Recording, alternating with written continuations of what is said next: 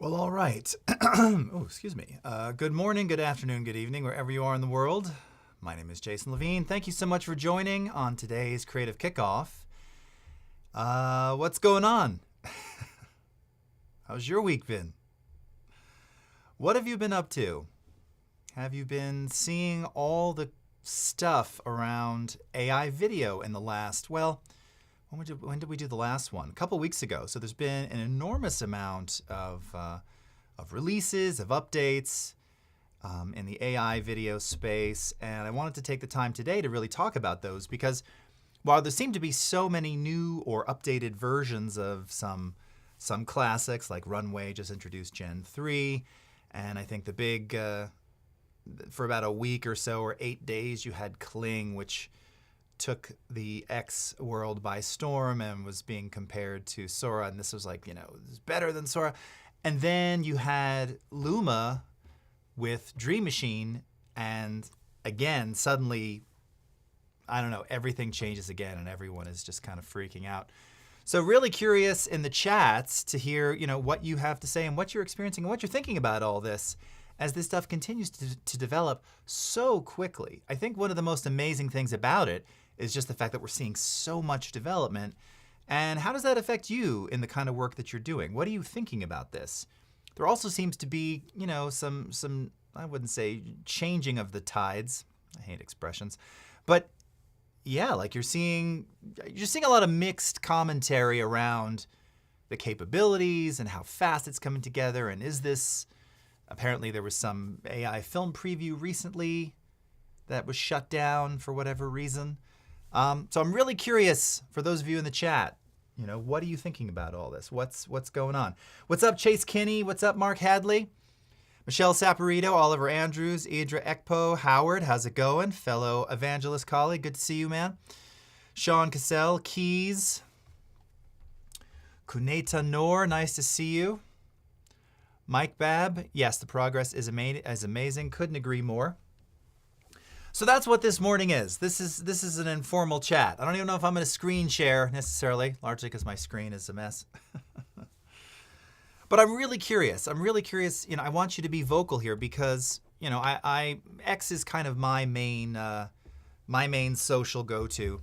And again, so, let's just talk about Dream Machine. So, one of the things between that and Kling that I think were really significant, and Gen 3 of Runway 2, you'll now notice that as opposed to even just a few months ago, I wouldn't even say 6, I'd say 2 to 3 months ago, a lot of the text to video, image to video stuff that you saw was largely, very slow-mo, very sort of dramatic. But again, a main characteristic of it was that it was slow motion, just sort of by design. However, they're training the LLMs. You always kind of had these very slow, dramatic movements. Maybe it's easier to generate that way. I'm not an AI engineer. But what you then saw sort of with Sora was this now again, a lot of people, it's sourced from game engine stuff, and that's why it's all real time. But that was kind of a huge differentiator, right? That most of it was real time and it was fast motion. Well, Kling and Luma and Gen 3 of Runway all kind of showcased that it's this real time, real motion. Yeah, I saw some slow-mo clips too. But also hyper realistic, really focusing on skin and skin tone and skin blemish. A couple of the examples that I saw from Runway Gen 3 were super tight close-ups, sort of simulating,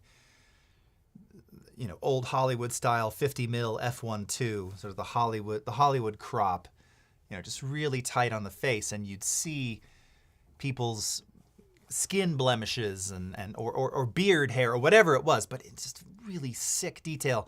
There are a couple of scenes with, trains going by and you're seeing the light reflect back onto the face and it's illuminating little bits of hair or pimples or pockmarks or whatever. I mean, just the detail is sick. It's crazy. Is it useful? Is it? Random generated person in a film. Is that great? Is it weird? Do you want to see? I'm trying to think of an actor. Big actor, actress, or do you want to see random character generated person? I don't know. That's what I'm really curious about. Howard, my quick thoughts on AI video, text to video, is too unreliable, especially with long processing images. I'd much prefer image to video so I can quickly define subject styles beforehand. I like that. Yeah. And it's, there's definitely a lot of that too. Interestingly enough, too, I've been most, maybe just from an interested standpoint, the image to video stuff for me too has been really, really neat. That was another one where Luma in particular, Dream Machine showed off a lot of these image to videos. That classic meme of the boyfriend looking back. I don't know if that was a Luma one. I'm losing track who AI'd who, but that, classic meme of the beautiful woman walking ahead, the boyfriend turning back, and the girlfriend giving him the stink eye. One of them animated that via image to video. Animated, brought it to life. And, it had all of the sort of now standard characteristics. It looks great for the first 80, 90 frames, and then there's some weird smeariness, and the guy's face completely changes shape, or his eyes, or, just something. It's just different. But it's really interesting. And again, I think there's something in there. But I'm just really curious what everyone's thinking about this in terms of film production. I've talked a lot as we've done these. One of the things that I lean into, coming back to some of our in-app AI, particularly with Premiere, is sort of that AI, assisted AI workflows. Things like enhanced speech or podcast enhance or scene edit detection or the clarity slider, automatic compression in Essential Sound, which is it's using AI to effectively give you back some time.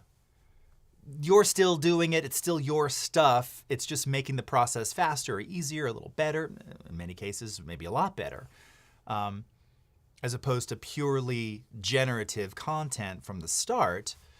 But then, as I'm looking over here, there was also this past week, Google showed their early version of their, what was it called? Text to video, video to text to audio. So you have silent video, and, maybe it's a man running through snow, and you give it a prompt, man running through snow, and then it not only generates the sound design, but then synchronizes it to the video. And I saw there was just a series. Oh, hello, Ton Fredericks, great to see you. Series of, I wouldn't say hate tweets, hate X's. What do you call them anymore? We should just go back to Twitter. Elon, really, X's, it just doesn't work.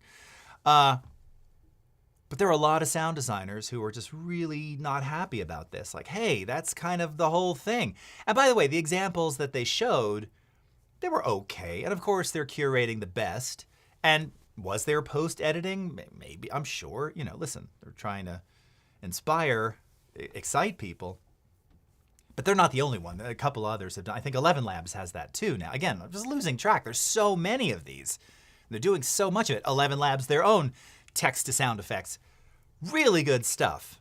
If you haven't seen any of those demos, right? So just generative sound effects, sound design. Now, we talked about this about a year ago in an early kind of here's what you might expect to see coming to Premiere and other Adobe services, and sound effects was one of them. So generating the sound effects is one thing. Automatically synchronizing to the video in one step, that's something else. And again, where does that fall? Does that fall into the assisted AI? Well, in one degree it does, but then it's also generating. Many questions. Andre Campbell, you're never late, my friend. Glad to see you. Apostan, hi there. Gino Marbella, how's it going? Levon Hall, you are everywhere. How are you doing today? Ton, I am all for improving, correcting, but scared of faking. Yeah, I think there's a lot of that. I think that sentiment is shared among many. And there's also just something that we've talked about a lot. I realize this is like a very, intimate stream today. There's a lot of just do you lose the passion of doing the thing that you love that made you want to do it in the first place? Maybe you don't, I've talked a lot about this. Generative music. My gosh, Suno AI. Now we've already talked about that on the show here, but this past week I was chatting with world-renowned photographer Rick Salmon. If you don't know Rick, he's amazing photographer, trainer, instructor, piano player. He's many, many things, and he was creating Suno songs and posting them. I'm trying to remember what the most recent one was. It doesn't matter. The point is, again, compared to even 4, 5, 6 months ago, the output that they're able to generate now is, it's sick. It's real. It's good. Now, as someone who makes music, I've said it many times, that doesn't interest me. Like, it's cool. It doesn't interest me to use that because part of, at least music, not only for listening, but for, augmenting something that I'm editing or working with, I want to get in there and I want to play those drums. That's why I keep them mic'd all the time now. Abbey Road style, 1969, with towels. That's it for me. That does it. That's the thing. I want to hear that. I want to EQ those toms. And yeah, I want to spend all that gritty time doing it. Now, thinking about that, if, we could imagine, I'm sure it's already there, and maybe I've just missed it, They already have AI mastering assistants. Maybe there's AI mixing assistants that do all the EQ and everything as you open up the DAW. Again, some of it is, I like doing the tweaks and messing around with it. Now, granted, it's not to say that you couldn't use AI to do it and then have it finish or correct or suggest. I think that's one of the benefits of things like ChatGPT. It's suggestive. But where's the line? Is there a line? Or who cares? But specifically for like generative music, super cool. Doesn't interest me at all as a thing to do, but super cool. Like undeniably, wickedly cool, really awesome. It's really good. I heard a track, I may have said this last time. What's up, Joost? Joost van der Hoven, great to see you. Oh, you're in London, hey. What was I just saying? Music. I forgot it already. I'm sorry, I'm reading the chat. And now everybody's getting busy. Okay. Howard says, okay, as someone who's terrible at color grading, I don't have much time. I would love if AI could help me in that area. Transform my day scene into night. Yes, exactly. And now again, you might say, a colorist might say, yeah, but that's the passion. Sure, right. So there's two sides of it. But even for me, also, I've said this many times, not a colorist, I can get good results. And part of it is the joy of experimenting and tweaking and messing around with things. Autocolor kind of gets you there to some degree in Premiere, similar to Auto in Lightroom. I think it's maybe a little stronger on the imagery side. And then color match, same sort of thing. If I have a reference that I like, it kind of gets you there. And then it's not a black box, though. It's fully editable. I totally endorse that. I totally endorse all of it, frankly, because different people are going to have different feelings about it. Okay, who cares what I think? But for me, I know what I'd use it for, And in the case of generative video too, we talked about generative B-roll as something that eventually will be coming to Premiere. And I was just running into this weekend where I had a little thing I was editing for a little family thing, and I needed a few more seconds of this ocean clip. I didn't really. I could have just shortened everything else, but I wanted a few more seconds, and I wound up slowing it down. Served the same purpose, gave me back those extra 2 seconds. But wouldn't it have just been cool to drag it out and let it just regenerate a few more seconds of crashing ocean waves? Yeah. Is that cheating? It's using a tool. I don't know. So yeah, it's really interesting. It's deep for sure. Okay. Gino's saying, I suppose that it would need a deeper color space, that Rec 2020 or log. Yeah. Yeah, huge files. Keys. The Gen AI tech now is like the early quantized beat matching tech and early digital DJ software. There'll be people using it and people not doing it. Totally. And that's another great example. I remember that too. Talking about MIDI. In fact, I don't remember who I was talking about, but MIDI 1983, that well, you can go back to Mellotron and the Chamberlain 20 years earlier, or 17 years earlier, were like, this is going to kill orchestra workers and stuff. MIDI was thought of like, this is going to be and drum machines were going to be the end of live performers. And of course that wasn't going to happen, but it was the same sort of threat in the space. And I remember when, and part of it too, at the time in its initial incarnation was, it was very stiff. So it was accurate, it was on time, in time, it was tight, but it absolutely didn't sound, human. So then humanize and sort of quantizing with humanization became a thing a little bit later. And, in its infancy, it was okay. It got way better. I mean, now you can humanize things and it's, again, with the right samples, it's undeniably real. You'd be hard pressed, especially with multi-sampling as it is now.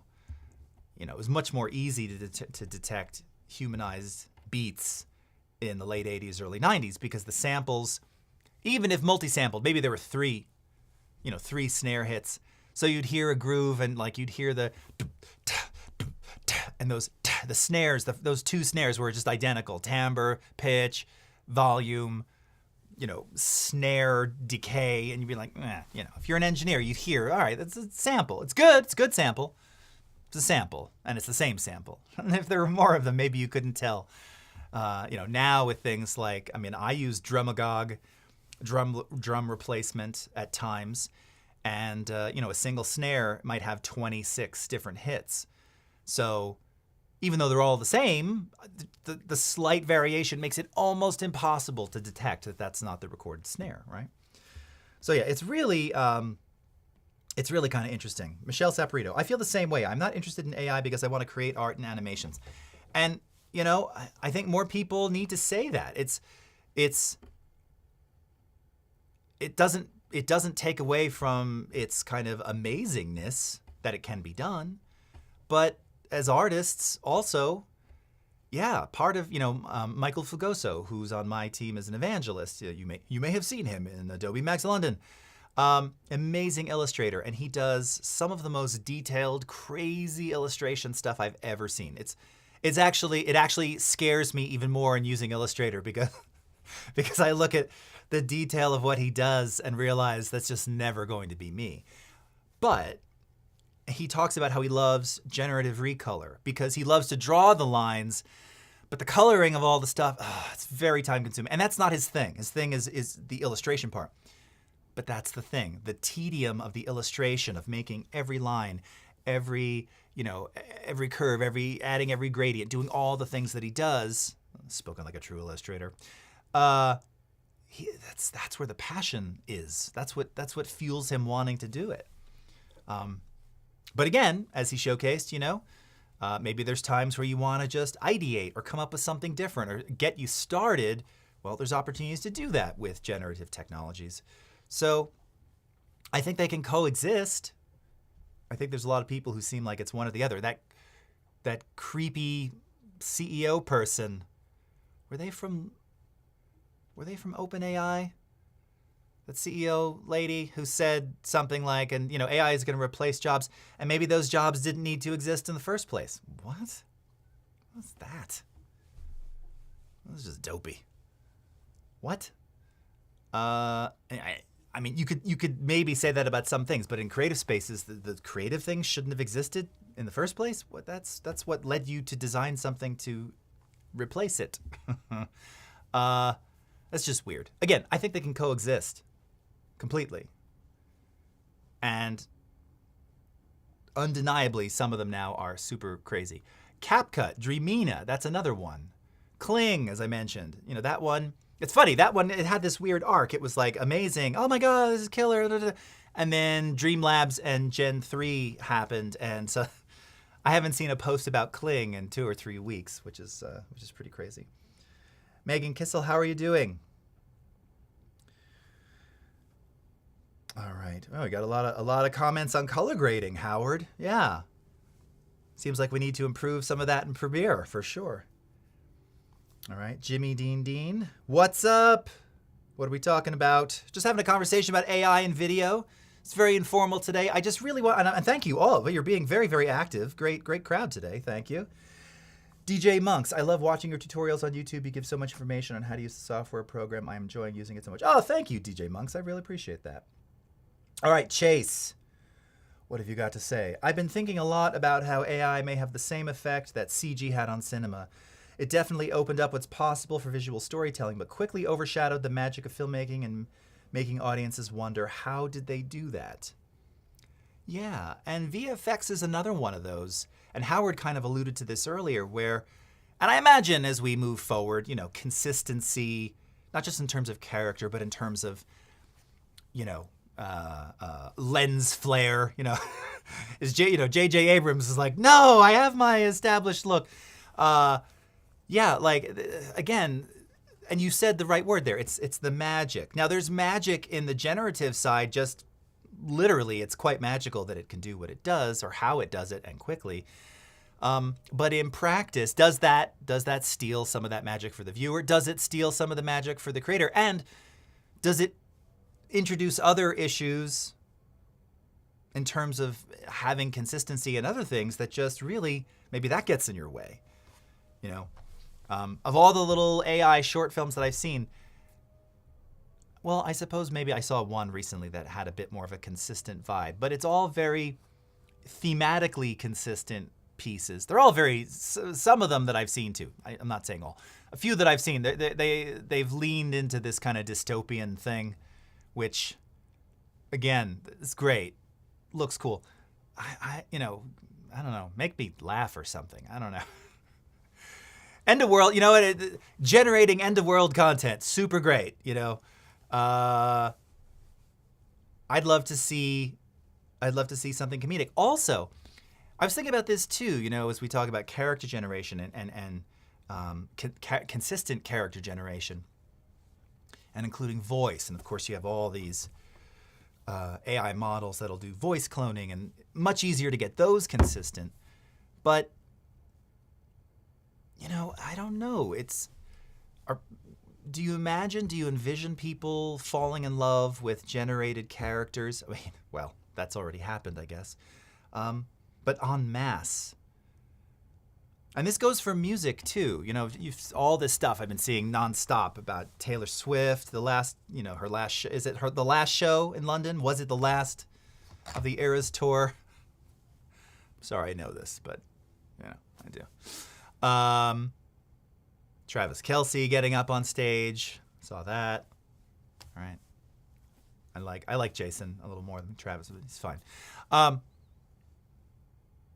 Thinking about that, people love Taylor, right? They love her, all the things about her, all the stories that she comes up with because they're her stories.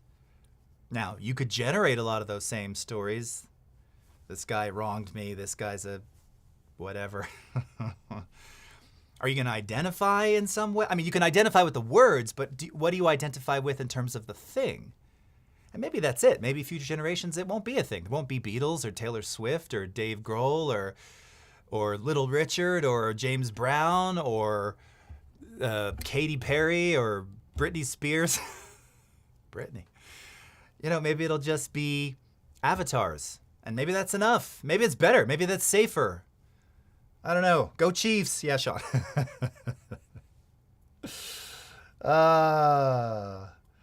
Jay Patoka, are hands fixed yet? And why are hands difficult? It seems, in fact, I think it was in Dream Labs. I saw something where it was like a person doing something like this.